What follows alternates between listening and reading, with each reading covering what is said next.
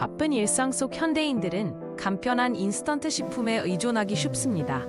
2023년 한국보건산업진흥원 조사에 따르면 20대, 30대의 68%가 주 4회 이상 가공식품을 섭취합니다. 이로 인해 영양 불균형과 비만율이 증가하고 있으며 특히 나트륨 과잉 섭취 문제가 심각합니다. 가정식 대신 라면이나 즉석밥으로 끼니를 해결하는 모습이 익숙해지면서 건강 악화가 우려됩니다. 내과 전문의 김양호 박사는 단순 포만감만 채우는 식사는 장기적으로 대사증후군 위험을 3배 증가시킨다고 경고합니다. 2024년 서울대병원 연구에 따르면 균형 잡힌 반찬을 섭취할 경우 심혈관 질환 발병률이 42% 낮아집니다. 의사는 신선한 재료로 다양한 영양소를 골고루 섭취할 것을 강조하며 특히 단백질, 식이섬유, 유산균이 풍부한 반찬 4가지를 추천합니다. 숙주나물은 100g당 47kcal의 저칼로리 식품이면서도 식이섬유가 하루 필요량의 18%나 함유되어 있습니다. 서울시립대 연구팀은 숙주나물의 시스티신 성분이 체내 독소 제거에 효과적이라고 발표했습니다. 마늘과 참기름으로 양념하면 항산화 효과가 배가 되는데 특히 혈당 조절이 필요한 분들에게 권장됩니다. 살짝 데쳐서 아삭한 식감을 유지하는 것이 영양소 보존에 좋습니다. 연근은 전통 한방에서 폐기능 개선에 효능이 있는 것으로 알려졌습니다. 한식진흥원 분석에 의하면 연근 100g에는 비타민C가 레몬의 1.5배 함유되어 있어 면역력 강화에 탁월합니다. 꿀과 조림장으로 조리하면 연근의 폴리페놀이 체내 흡수율이 40% 증가합니다. 특히 스트레스 호르몬 수치를 낮추는 효과가 입증되어 직장인들에게 추천할 만한 반찬입니다. 콩 단백질이 풍부한 두부 부침은 1인분 기준 약 15g의 식물성 단백질을 제공합니다. 한국영양학회지에 발표된 바에 따르면 두부의 이소플라본이 여성 호르몬 균형 유지에 도움을 주어 갱년기 증상 완화 효과가 있습니다. 올리브 오일로 부치면 불포화 지방산이 추가되어 심장 건강에 더 유익합니다.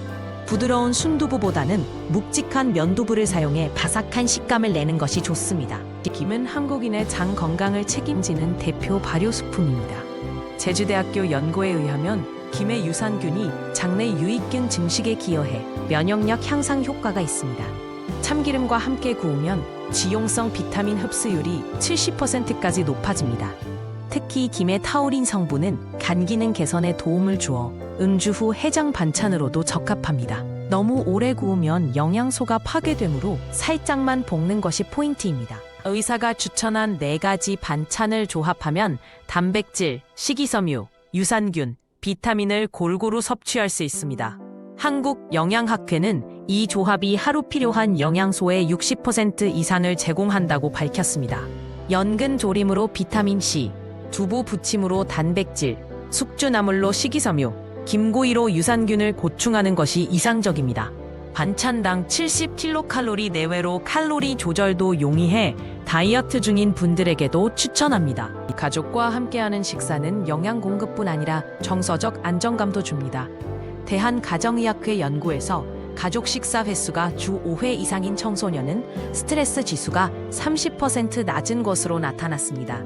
추천 반찬들은 준비 시간이 20분 이내로 부담 없이 만들 수 있어 바쁜 현대 가정에 적합합니다. 아이들과 함께 요리하면 채소 기피 현상도 줄일 수 있어 교육적 효과도 기대할 수 있습니다. 신선한 재료 관리를 위해 김은 밀폐 용기에, 연근은 물에 담가 보관하는 것이 좋습니다. 농촌진흥청 조사에 따르면 올바른 저장법으로 식재료 신선도를 7일까지 연장할 수 있습니다. 숙주나물은 생것 그대로보다 데쳐서 냉동시켜두면 1개월간 사용 가능합니다.